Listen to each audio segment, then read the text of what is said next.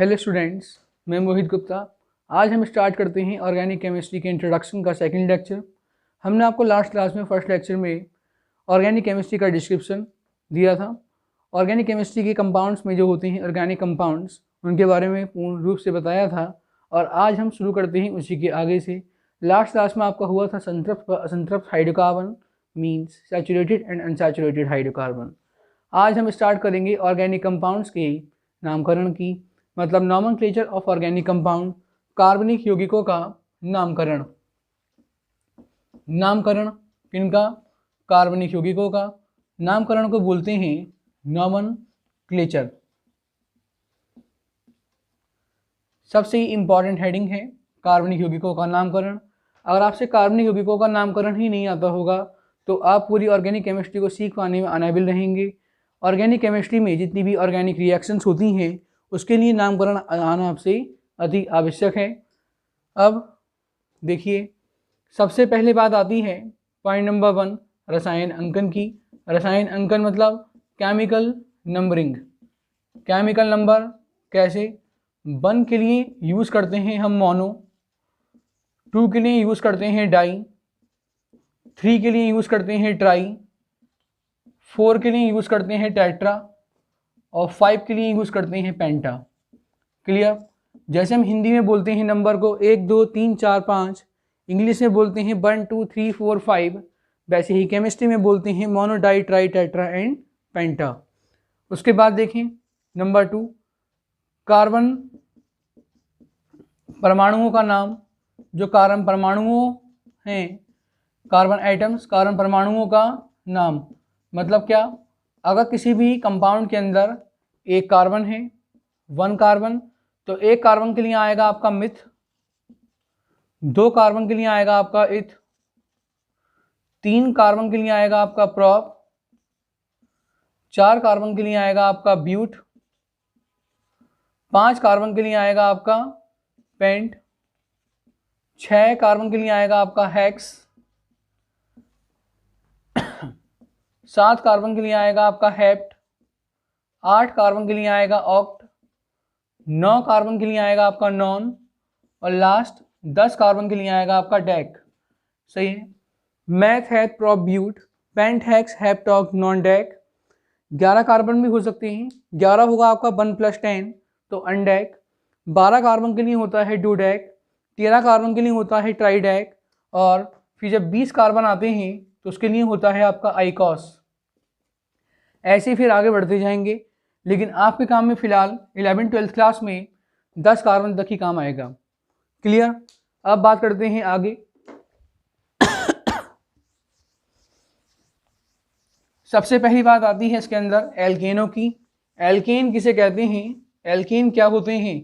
ध्यान दें, एल्केन वो होते हैं जिनमें 2 कार्बन परमाणुओं के बीच में सिंगल बॉन्ड पाया जाता है, एल्केन्स। एन अगर किसी के नाम के अंत में आ रहा है तो उसके कंपाउंड में 2 कार्बन परमाणुओं के बीच में सिंगल बॉन्ड उपस्थित है। एल्केनों का सामान्य सूत्र होता है CnH2n+2। एल्केन वो हैं जहां सिंगल बॉन्ड है। अब ध्यान रखें कि एल्केनों में कि एल का मान अगर 1 है, अगर n = 1 है तो फॉर्मूला हो जाएगा आपका CH4, 1 carbon myth plus N तो आपका नाम हो जाएगा मीथेन। अगर n = 2 है तो फॉर्मूला हो जाएगा C2, 2 2 जा 4, C2 H2 × 2 + 2, 2 2 जा 4 और 2 6, फॉर्मूला इज C2H6 इथ प्लस n = इथेन। अगर n = 3 है तो फॉर्मूला हो जाएगा C3 H2 × 3 + 2, 2 3 6 और 2 8, तो फॉर्मूला हो गया आपका C3H8 prop plus n = propane. ऐसे ही आप आगे कर सकते हैं ETC। एल्केन हमारे दैनिक जीवन में कहाँ पर उपस्थित होते हैं? एल्केनों का उपयोग फ्यूल के अंदर होता है, मतलब ईंधन में। ईंधन 3 अवस्थाओं में पाया जाता है, ठोस द्रव गैस। ठोस ईंधन कोयला, द्रव ईंधन पेट्रोल डीजल और केरोसिन ऑयल, और गैस ईंधन LPG गैस जो कुकिंग गैस है, घर में यूज़ होती है, और CNG gas compressed natural gas. सभी के अंदर आपके एल्केन उपस्थित होंगे, जैसे कौन, पेट्रोल, पेट्रोल में उपस्थित होते हैं आपके मीथेन, इथेन टाइप के। आपका एलपीजी है, एलपीजी मतलब liquefied petroleum gas, liquefied petroleum gas के अंदर n बराबर 3 मतलब प्रोपेन उपयोग होता है और n बराबर 4 रख दें हम तो फॉर्मूला बन जाएगा C4H10। This is but plus n is equal to butane. Butane का उपयोग भी कहाँ पर होता है आपका, एलपीजी में। क्लियर। अब बात करते हैं किसकी, पॉइंट नंबर नेक्स्ट नंबर 4 की, एल्कीन। एल्कीन किसे कहते हैं, जब दो कार्बन परमाणुओं के बीच में डबल बॉन्ड उपस्थित होता है तो उसे एल्कीन कहा जाता है। और एल्कीनों का सामान्य सूत्र CnH2n होता है। एल्कीन का सामान्य सूत्र होगा आपका CnH2n। क्लियर। और ईन का उपयोग होता है जब दो कार्बन परमाणुओं के बीच में आपका उपस्थित होगा डबल बॉन्ड। अब आप क्या करेंगे, n का मान रखेंगे यहाँ पर 2, क्योंकि n का मान यहाँ आप 1 नहीं रख सकते, क्योंकि हमने क्या कहा, दो कार्बन परमाणुओं के बीच डबल बॉन्ड होना चाहिए। अगर आप n का मान 1 रख देंगे तो ये CH2 बन जाएगा, जो कि एक्सेप्टेबल नहीं है। n का मान कम से कम 2 होगा तो C2H2 × 2 तो C2 हो गया आपका H4। C2H4 दो कार्बन है इथ प्लस इन तो नेम हो गया आपका इथीन। क्लियर। और n का मान आपका 3 है तो ये हो गया आपका C3H2 × 3 2 3 जा 6 C3H6 तो दिस इज प्रोप प्लस इन तो ये हो गया आपका प्रोपीन। और आपने n का मान रख दिया 4 तो ये फॉर्मूला हो गया आपका C4H2 × 4 तो ये हो गया आपका C4 2 4 जा 8 C4H8 this is but plus n is equal to butene. आप ऐसे ही तरह तरह के एल्कीनों को n का मान रखकर बना सकते हैं। और ध्यान रखें, एल्कीनों का जो प्रथम सदस्य होता है, एल्कीन श्रेणी का प्रथम सदस्य आपका C2H4 इथीन होता है और इसका सामान्य नाम इथाइलिन होता है, ETH/LENE। हिंदी मीडियम के स्टूडेंट्स इसे एथिलीन कहते हैं, लेकिन इसका रियल प्रोनाउंसिएशन इथाइलिन है। क्लियर। अब आगे देखें आप, next point number 5, alkyne. Alkyne कहाँ उपयोग होगा, जब दो कार्बन परमाणुओं के बीच में ट्रिपल बॉन्ड उपस्थित हो। ध्यान दें। Next alkyne, ALK/Ne alkynes. Alkyne का सामान्य सूत्र होता है CnH2n-2। This is the general formula of alkyne. और एल्काइनों में क्या होगा, triple bond between the two carbon atom, नाम के अंत में YNE आइन आएगा। अगर आप n का मान रख दें यहाँ पर 2, क्योंकि n का मान आप यहाँ पर भी 1 नहीं रख सकते, कि कम से कम दो कार्बन परमाणु होने चाहिए। तो C2H2 × 2 - 2 तो 2 2 जा 4 - 2 तो फॉर्मूला हो गया आपका C2H2 इथ प्लस आइन तो ये हो गया आपका इथाइन। और इसका सामान्य नाम होता है एसिटाइलिन, और हिंदी मीडियम स्टूडेंट्स बोलते हैं एसिटिलीन। गलत है, सही बोलें आप एसिटाइलिन। और ये ध्यान रखें, first member of alkyne series is acetylene. अगर आप n का मान यहाँ रख देते हैं 3 तो फॉर्मूला हो जाएगा C3H2 × 3 - 2 2 3 6 6 में से 2 गया आपका 4 बन गया C3H4 तो ये हो गया आपका प्रोप प्लस आइन तो दिस इज प्रोपाइन। क्लियर। ये हो गया आपके एल्काइन। एल्काइन में क्या होगा, triple bond between the two carbon atoms. जब दो कार्बन परमाणुओं के बीच में ट्रिपल बॉन्ड उपस्थित हो तो उनके नाम के अंत में YNE आइन लगाते हैं। ओके, इस प्रकार से आप एल्कीन और एल्काइन का नामकरण कर सकते हैं। सिंपल ध्यान रखें, एन तब आएगा जब दो कार्बन के बीच में सिंगल बॉन्ड होगा, इन तब आएगा जब दो कार्बन के बीच में डबल बॉन्ड होगा, और आइन तब आएगा जब दो कार्बन के बीच में ट्रिपल बॉन्ड उपस्थित होगा। क्लियर। एन, इन और आइन। अब बात करते हैं आगे की। अब बात करते हैं किस चीज़ की, एल्केन, एल्कीन, एल्काइन के बाद में एक मेंबर होता है एल्काइल ग्रुप। एल्काइल ग्रुप किसे कहते हैं, एल्काइल क्या होते हैं, एल्काइल एक समूह होते हैं जब एल्केनों में से एक हाइड्रोजन परमाणु को निकाल दिया जाता है तब एल्काइल समूह मतलब एल्किल समूह का निर्माण होता है। AlKyl alkyl group. देखें एल्केनो का सामान्य सूत्र है CnH2n+2। This is the general formula of alkenes. Alkenes में से हमने एक हाइड्रोजन परमाणु निकाल दिया -H, तो ये आपका बन जाएगा CnH2n+1। इस कार्बन पर आपकी एक जगह खाली रह जाएगी और ये हो गया आपका एल्काइल। एल्कीन से बन जाता है एल्काइल। अब ध्यान दें एल्काइल का आपका जो कॉमन फॉर्मूला है वो है CnH2n+1, एक वैलेंसी फ्री। एल्काइल को रिप्रेजेंट करते हैं, प्रदर्शित करते हैं कैपिटल R से। ध्यान रखें alkyl groups are represented by capital R। अगर आप n बराबर 1 रख दें तो ये आपका हो जाएगा CH4। Meth plus n is equal to methane. एक हाइड्रोजन परमाणु निकाल दिया -H, तो ये बन गया आपका सिंगल बॉन्ड CH3, तो this is methyl. Okay, next n is equal to 2, तो C2H6, this is eth plus n is equal to ethane. एक हाइड्रोजन निकाल दें -H, single bond C2H5, this is ethyl. Methane से आपका बन जाता है मिथाइल और इथेन से बन जाता है आपका इथाइल। ऐसे ही आगे बन सकते हैं प्रोपेन से प्रोपाइल, ब्यूटेन से ब्यूटाइल, एक्सेट्रा। क्लियर? समझते हुए चलें, सारी हेडिंग बहुत इंपॉर्टेंट हैं और जहां आपको लगे कि हमें लिखना है तो आप सिंपल करें कि एक स्क्रीनशॉट ले लें और उसे बाद में नोट डाउन कर लें या फिर वीडियो को पॉज कर देखते रहें। सिंपल। नेक्स्ट,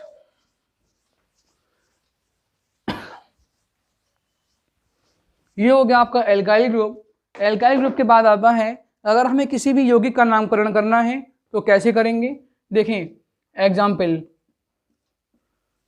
एक हमारे पास कंपाउंड है CH3 single bond CH2, single bond CH2, single bond CH2, single bond CH3। इस पूरी चेन के अंदर 1 2 3 4 और एक 5 कार्बन है। पांचों के पांचों कार्बन परमाणु एक दूसरे के साथ सिंगल बॉन्ड के द्वारा जुड़े हुए हैं। पेंट प्लस एन, एन क्यों लगा रहे हैं? क्योंकि सभी के बीच में सिंगल बॉन्ड उपस्थित हैं। Pent plus n is equal to pentane. Straight chain है इसलिए इसके नाम से पहले लगा देंगे स्मॉल एन, तो ये हो गया आपका एन पेंटेन। और इस एन का मतलब है आपका नॉर्मल। नॉर्मल का मतलब होता है स्ट्रेट चेन। जब सीधी चेन जा रही होती है तो नाम से पहले एन लगा दिया जाता है।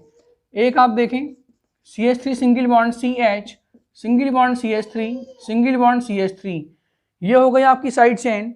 साइड चेन कौन है आपकी? ये CH3। ऐसे कंपाउंड में देखते हैं एक छोर से दूसरे छोर तक पहले कार्बन परमाणुओं का नंबर करते हैं। जो लंबी चेन बैठती है उसी चेन को एक्सेप्टेबल मानते हैं। 1 2 3 ऐसे 3 बैठ रहे हैं, 1 2 3 ऐसे भी 3 बैठ रहे हैं, तो स्ट्रेट चेन ले लेंगे 1 2 3। सेकेंड नंबर पर साइड चेन आ रही है और CH3 को हम बोलते हैं मिथाइल, तो ये हो गया आपका 2 मिथाइल। 3 कार्बन के लिए आएगा आपका prop plus n is equal to propane, 2 methyl propane. Clear? Next point number C, compound है CH3 single bond CH2, single bond CH, single bond CH3, single bond CH3। देखते हैं कि जहाँ से साइड चेन पास पड़ रही है नंबर वहीं से करेंगे। इसमें 4 कार्बन है, 1 2 3 और एक 4 कार्बन। साइड चेन आपका ये CH3 है तो नंबर यहाँ से करेंगे 1 2 3 एंड 4। 2 पर आपका CH3 ग्रुप है तो ये हो गया आपका 2 मिथाइल। 4 कार्बन है तो ब्यूट, और सिंगल बॉन्ड के लिए आएगा आपका एन, तो ये हो गया आपका फाइनली 2 मिथाइल ब्यूटेन। इस प्रकार से आप नामकरण कर सकते हैं ऑर्गेनिक कंपाउंड्स का। अब हम आगे बात करते हैं क्रियात्मक समूहों की। क्रियात्मक समूह किसे कहते हैं? क्रियात्मक समूह कार्बनिक यौगिक में 2 चीज़ें पाई जाती हैं आपकी। एक होता है क्रियात्मक समूह, और क्रियात्मक समूह किसी एल्किल या एरिल समूह के साथ जुड़ा होता है। अब ये एल्किल या एरिल समूह क्या होता है? एल्किल समूह आप देख चुके हैं, एल्केनो में से एक हाइड्रोजन निकालकर जो आपका बना है CnH2n+1, वो आपका एल्किल समूह है। और एरिल क्या होता है?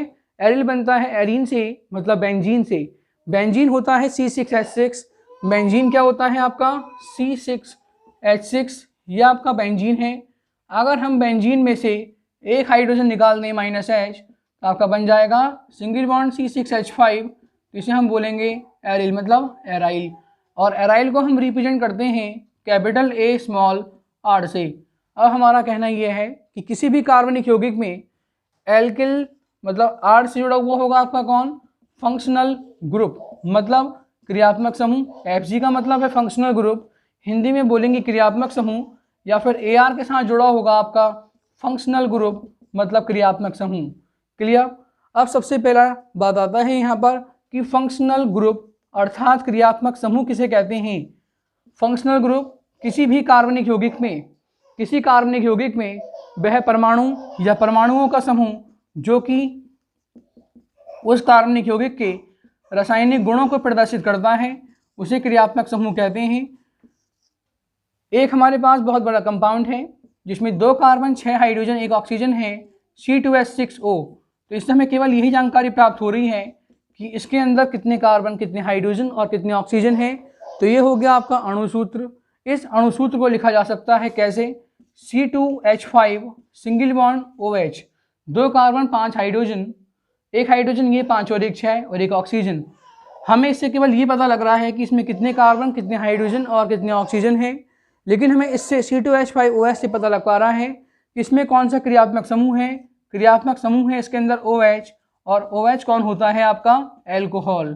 कौन होता है OH आपका, एल्कोहल। C2H6O को एक तरीके से और लिखा जा सकता है कैसे, CH3 single bond O single bond CH3। तो ये क्या हो गया आपका, 2 कार्बन के बीच ऑक्सीजन आ रहा है, तो ये रिप्रेजेंट कर रहा है किसे, ये रिप्रेजेंट कर रहा है ईथर को। तो हमारा कहना यह है कि किसी भी कार्बनिक यौगिक की पहचान उसके क्रियात्मक समूह से होती है। चेक कर लें, 2 कार्बन 3 और 3 6 हाइड्रोजन 1 ऑक्सीजन। तो हमारा कहना यह है क्रियात्मक समूह कौन है, क्रियात्मक समूह किसी परमाणु या परमाणुओं के समूह को क्रियात्मक समूह कहते हैं जो कि उस कार्बनिक यौगिक के रासायनिक गुणों को प्रदर्शित करता है। और एक बात ध्यान रखें, रासायनिक गुण क्रियात्मक समूह पर निर्भर कर रहे हैं। तो क्रियात्मक समूह को आप इस तरह से भी रिप्रेजेंट कर सकते हैं कि क्रियात्मक समूह किसी भी कंपाउंड के लिए एक बहुत ही स्पेशल केस है। कैसे, जैसे कि हमारी पूरी बॉडी है, अगर मेरा नाम मोहित गुप्ता है, अगर मैं एक ऑर्गेनिक कंपाउंड हूँ तो मेरी बॉडी का वेट कितना है, 72 kg 72 किलो। मेरी बॉडी में बहुत सारे पार्ट्स हैं, 2 हैंड्स हैं, 2 लेग्स हैं, 1 स्टमक है, 1 नेक है, 2 आइज़ हैं, 2 ईयर्स हैं, 1 नोज़ है। मतलब ये सब क्या हैं, ये सब हमारे परमाणु हैं, मतलब एटम्स हैं। इन सबों को जोड़कर क्या बना है, पूरी बॉडी। पूरी बॉडी कौन है, एक अणु है, मतलब मॉलिक्यूल है। अब हम ये कह रहे हैं आपसे, हम आपको टीच कर रहे हैं, आपको पढ़ा रहे हैं, तो पढ़ाने के समय मेन चीज़ क्या काम आ रही है, एक छोटी सी जीव जो कि 20 ग्राम की है या 25 ग्राम की है, एक छोटी सी जीव आपको पढ़ाने में काम आ रही है। अगर जीव में कोई भी, अगर हमारी टंग में कोई भी इंजरी हो जाए तो क्या हम आपको पढ़ा पाएंगे, नहीं पढ़ा पाएंगे। इसका मतलब क्या हुआ, एक 20 ग्राम की जीव मतलब टंग के सामने पूरे 72 kg का जो बॉडी है वो पूरा का पूरा क्या हो जाएगा, आपका ख़राब हो जाएगा। किस समय, at the time of teaching. तो मतलब क्या, पूरी बॉडी होगी क्रियात्मक समूह, और जीव कौन हो, पूरी बॉडी हो गई हमारी कौन, कार्बनिक यौगिक, और जीव कौन हो गई यहाँ पर आपकी क्रियात्मक समूह जो कि रासायनिक गुणों को प्रदर्शित कर रही है। जीव कौन हो गई, क्रियात्मक समूह। जीव एक छोटा सा पार्ट है बॉडी का। क्लियर। अब क्रियात्मक समूहों के आधार पर हम कार्बनिक यौगिकों की पहचान करेंगे। कुछ क्रियात्मक समूहों का आप ध्यान रखें और जो बहुत ही इंपॉर्टेंट है वही लिखेंगे आपके सामने। इधर हम लिखेंगे पहले आपके सामने क्रियात्मक समूह का नाम। क्रियात्मक समूह, हर एक क्रियात्मक समूह का अपना होता है पूर्व लगन, और उसी क्रियात्मक समूह का होता है अनुलगन। अनुलगन, पूर्व लगन मतलब होता है आपका प्रीफिक्स, और अनुलगन होता है आपका सफिक्स। क्लियर। अब देखें, क्रियात्मक समूह में पहला कौन है, कार्बोक्सिलिक एसिड। कार्बोक्सिलिक एसिड कौन, सिंगल बॉन्ड COOH। अगर कहीं पर COOH लिखा है तो आप समझ जाएं वो कार्बोक्सिलिक एसिड है। सिंगल बॉन्ड COOH, ये सिंगल बॉन्ड किससे जुड़ेगा, एल्काइल समूह से।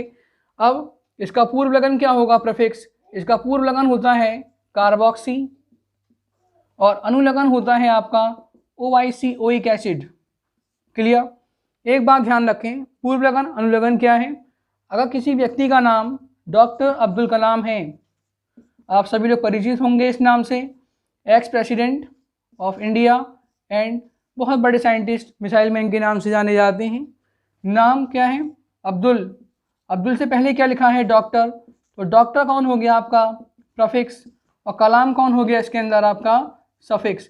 जो नाम के बाद आएगा वो सफिक्स होगा और जो नाम के पहले आएगा वो प्रफिक्स होगा। क्लियर? ध्यान रखें इस चीज़ को, जो नाम से पहले है वो प्रफिक्स है। और हिंदी में तो बिल्कुल क्लियर है, पूर्व। पूर्व मतलब पहले। अब पॉइंट नंबर 2 आपका है एमाइड। AMIDE amide. एमाइड कौन? Single bond CONH2 amide. पूर्व लगन इसका कुछ नहीं है, इसका अनुलगन है amide. AMIDE amide. Next number 3 aldehyde. Aldehyde क्या? सिंगल बॉन्ड CHO, इसका प्रफिक्स होगा एल्डो, ALDO एल्डो, और इसका सफिक्स होगा AL अल। नेक्स्ट पॉइंट नंबर 4, एल्डिहाइड के बाद आपका आता है ketone, KETONE ketone, single bond COO single bond. अब इसे एक तरफ लगा देंगे हम R और दूसरी तरफ लगा देंगे R'। ये R और R' आपके इक्वल भी हो सकते हैं और R और R' आपके अनइक्वल भी हो सकते हैं। मतलब क्या?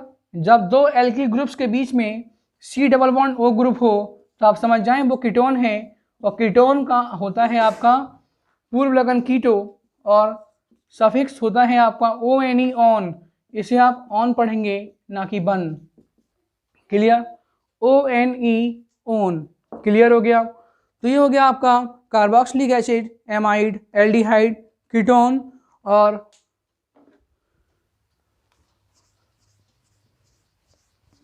Point number 5 alcohol.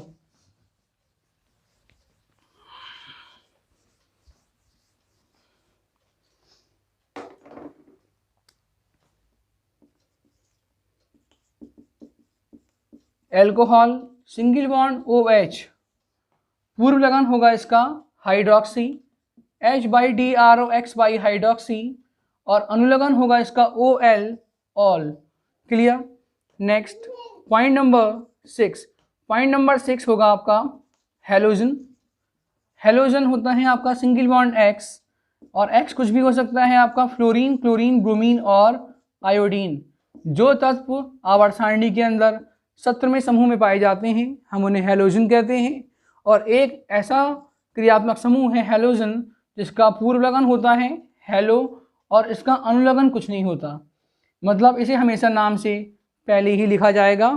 और पॉइंट नंबर 7, हेलोजन के बाद आपका एक आध और लिखवा देते हैं ईथर, ETHER ईथर।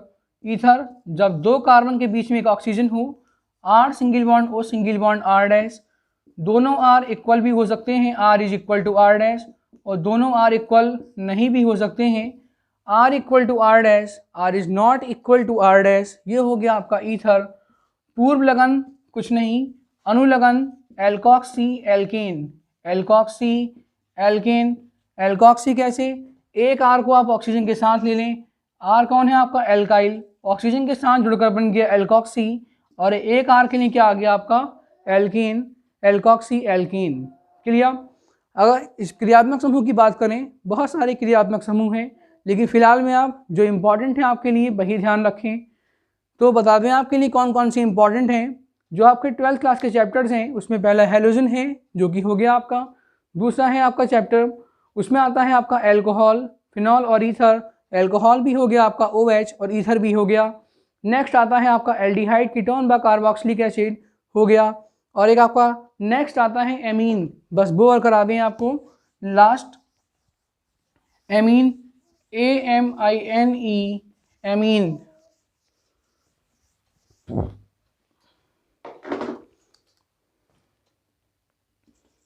एमीन की पहचान होती है single bond NH2। Okay, amine, amine का आप सिंपल यूज़ करें, एमीन ही एमीन होगा, AMINE अनुलगन एमीन। क्लियर? ये आपके क्रियात्मक समूहों के नाम हुए। अब हम बात करेंगे इन क्रियात्मक समूहों के आधार पर कार्बनिक यौगिकों के नामकरण की।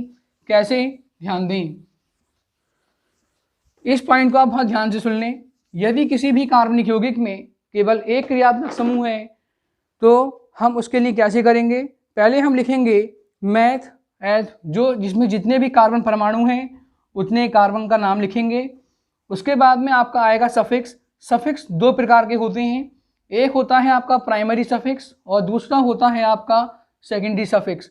प्राइमरी सफिक्स होता है आपका एन, इन, बा, आइन, और सेकेंडरी सफिक्स होता है आपका क्रियात्मक समूह का नाम। जो क्रियात्मक समूह का आपने भी नाम लिखे हैं उन्हें लिखेंगे। ध्यान दें, यदि किसी कार्बनिक यौगिक में केवल एक क्रियात्मक समूह है तो उसके लिए आप सिंपल लिखते हैं। सबसे पहले रूट बर्ड। रूट बर्ड का मतलब हुआ वही मैथ एथ प्रोप ब्यूट पेंटहेक्स। फिर आपका आता है प्राइमरी सफिक्स। प्राइमरी सफिक्स का मतलब हुआ आपका एन, इन या फिर आइन। एन यूज होगा आपका किसके लिए, सिंगल बॉन्ड के लिए। इन यूज होगा डबल बॉन्ड के लिए और आइन यूज होगा ट्रिपल बॉन्ड के लिए। फिर प्लस आपका आ जाएगा सेकेंडरी सफिक्स। सेकेंडरी सफिक्स किसके लिए होगा आपका, जो फंक्शनल ग्रुप हैं आपकी क्रियात्मक समूह उनके नामकरण के लिए हो जाएगा आपका सेकेंडरी सफिक्स। कैसे, कुछ एग्जाम्पल देते हैं, बाकी पर आप खुद ट्राई करें। कोई भी अगर आपको प्रॉब्लम है तो आप हमें कमेंट बॉक्स में कमेंट कर सकते हैं, व्हाट्सएप नंबर पर मैसेज कर सकते हैं। अगर कहीं पर भी अगर किसी भी स्टूडेंट को कोई प्रॉब्लम आती है तो देखें। नंबर एक आपके पास यौगिक है CH3 सिंगल बॉन्ड OH। एक कार्बन के लिए आएगा आपका मिथ और एक सिंगल बॉन्ड के लिए आएगा एन, और OH का आपका सफिक्स होता है क्या, ऑल, OL, ऑल, तो नेम हो गया आपका मिथेनॉल। बच्चे बोलते हैं मैथेनॉल, मैथेनॉल नहीं होगा, methanol. Number B CH3 single bond CH2 single bond OH, एक और एक दो कार्बन के लिए होगा आपका eth, single bond between the two carbons ane, और OH के लिए आएगा आपका ऑल, तो ये हो गया आपका इथेनॉल। नंबर सी, एक कंपाउंड है आपके पास CH3 सिंगल बॉन्ड CHO, दो कार्बन है, दो कार्बन के लिए होगा आपका eth, single bond between the two carbons ane, और CHO के लिए आएगा आपका अल, AL, अल, तो इथ प्लस एन प्लस अल, तो ये हो गया आपका इथेनॉल। क्लियर। तो डिफरेंट फंक्शनल ग्रुप के लिए आप ऐसे ही नाम बना सकते हैं। एक दो नाम और बनाते हैं, इसका आप स्क्रीनशॉट लें। Now point number D,